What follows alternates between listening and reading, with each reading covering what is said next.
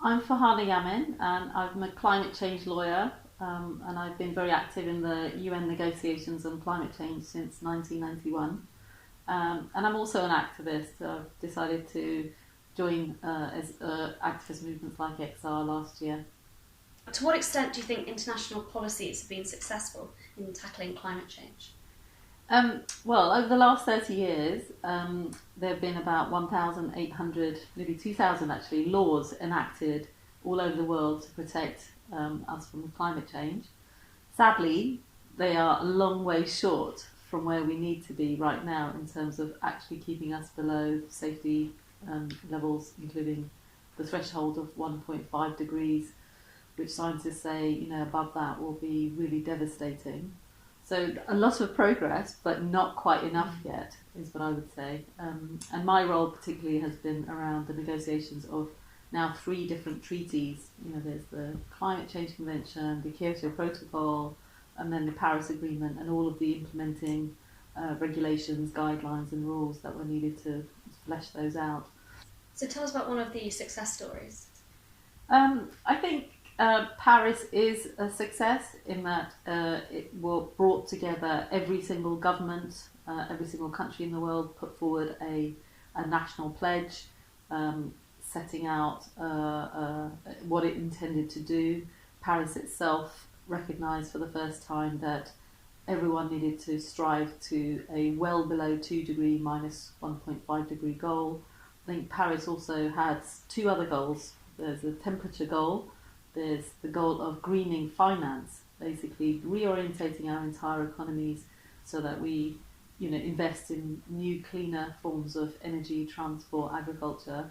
And the third goal is helping countries, adapt to the inevitable climate change impacts that we're already seeing, and making sure that the loss and damage that we're seeing also is not left to be borne by the most vulnerable communities. So on that, obviously we're in the run-up to the next UN climate conference known as COP26. What are your expectations for that as it's going to be held in Glasgow? Yeah, it's a major moment in climate policy. It's basically this year's conference is going to be the 5-year update, because we're now in 2020, so governments are required to put forward their next round of national plans, and we were hoping that they would make good on the lack of ambition we've seen so far.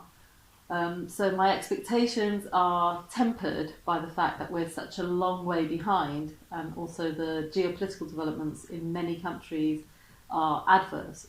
So in terms of the UK, where do you think our climate policy stands globally or compared to our European neighbours? Are we falling behind? Well, yes and no. So the UK was very much in the leadership. I would say 10 years or so ago, we were the first country to have a legally binding goal and a climate change act. We're leading in terms of now having a citizens' assembly take place. We've got net zero by 2050 in our national legislation, so that's a huge amount, and actual emissions have reduced. But at the same time, the UK is not on track to meet its actual next round of commitments, called the 4th and the 5th carbon budgets that it had, which the government's own watchdog is saying you need to do more.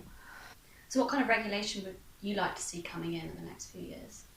I think the government's already brought in the net zero by 2050 goal, but if I'm honest, it should really have been much nearer to 2045 or even earlier. And I think the decade of action is really the next 10 years.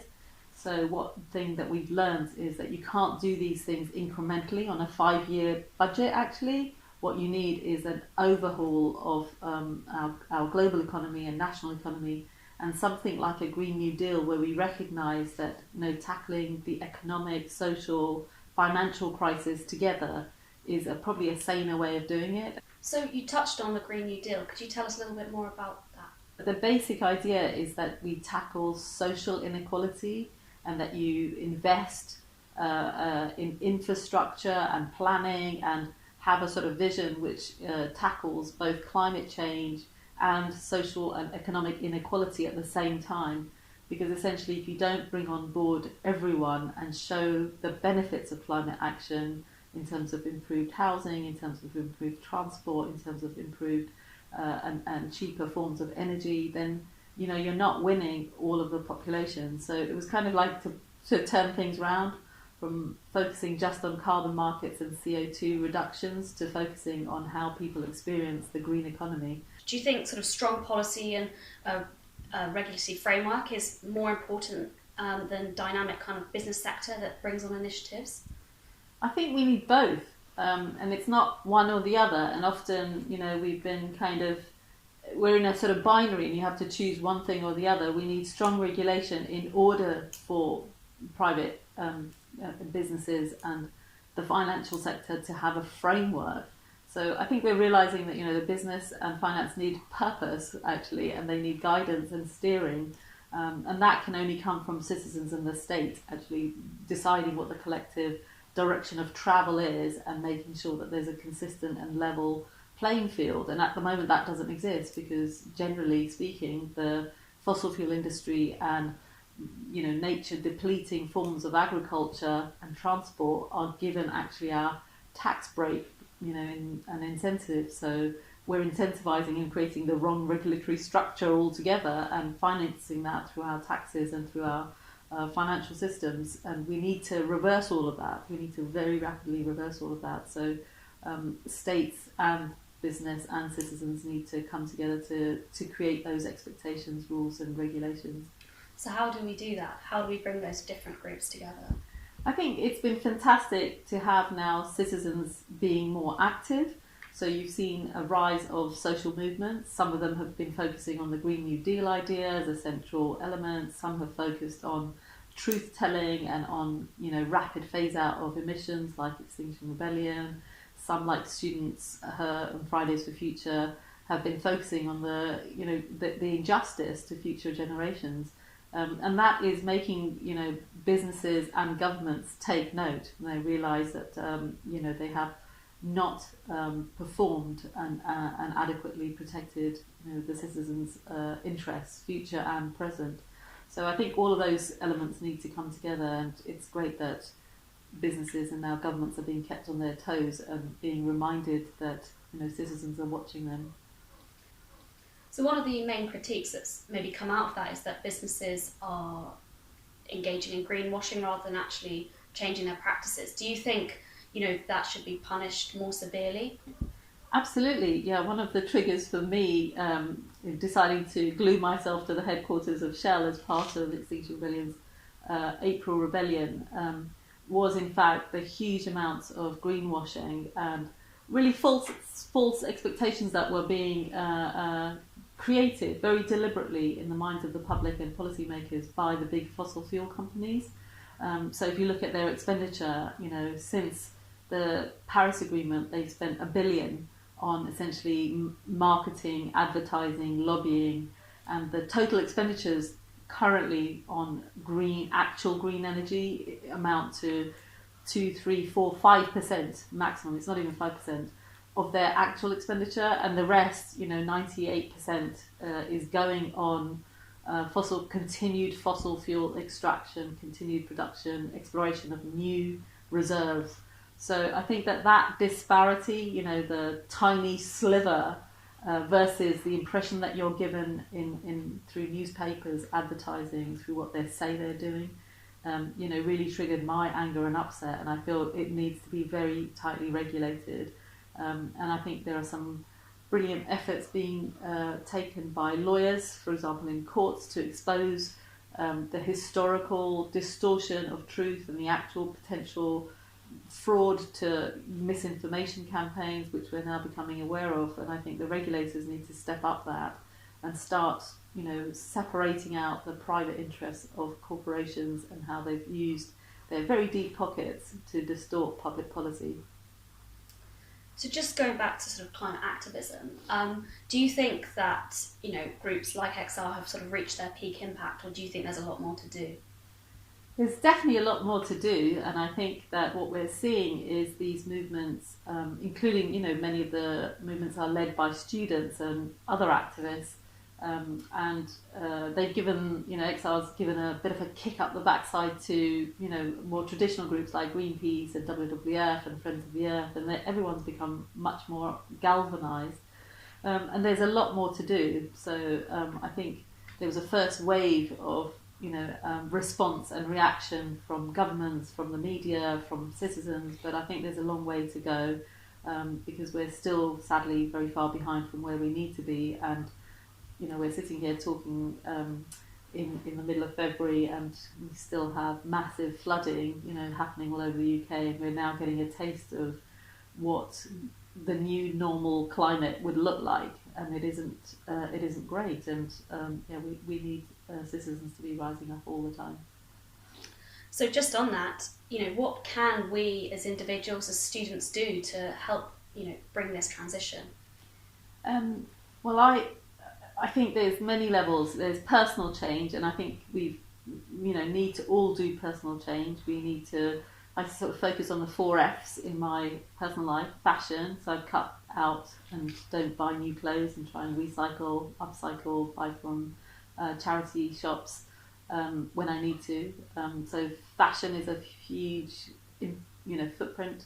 I think flights and transport, cutting down on leisure-based flights. I learnt the other day that half of all the flights taken by men from the age of 20 to 45 are stag nights, stag events. Oh. Yeah, so it's massive in the UK. This is in the UK. So the UK flights industry is based now around a set of lifestyles and, people assuming that they can just fly off for an event like that. So flights, fashion, food.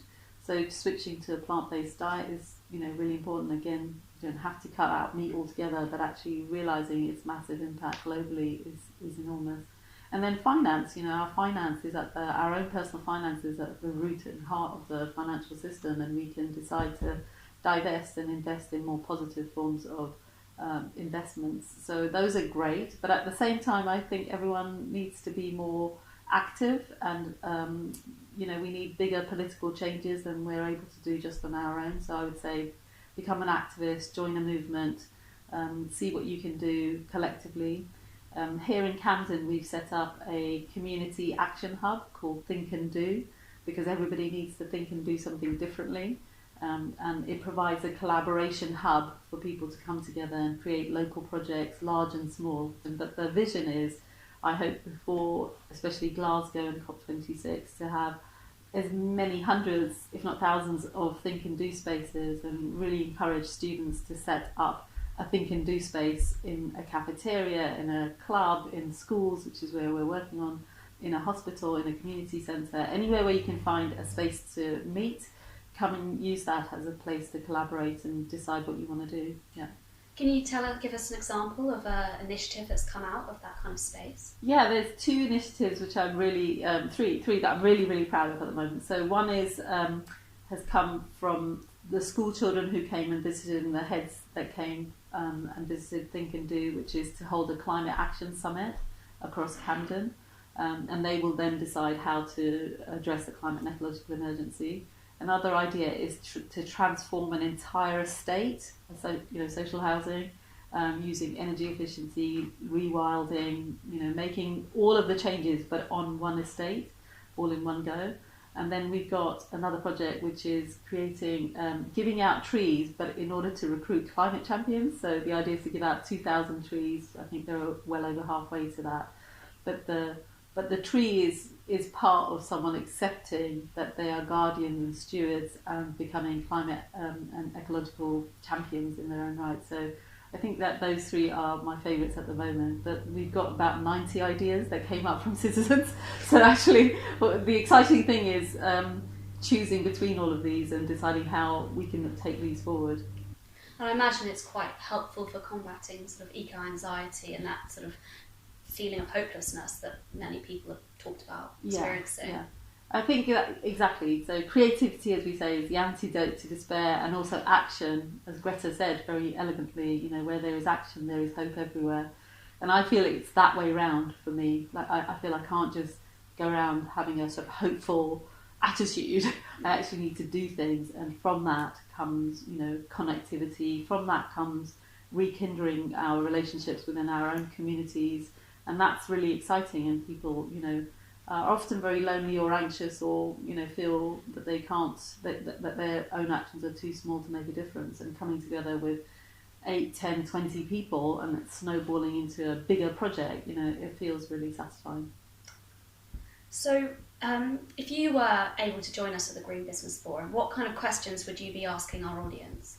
I guess I would say, what are you doing to confront and tackle the climate and ecological crisis yourself? What will you do tomorrow that's different? How can you set up a think and do space in your own life or in your own community? And as students, you have actually access to huge numbers of resources and more flexibility in terms of time.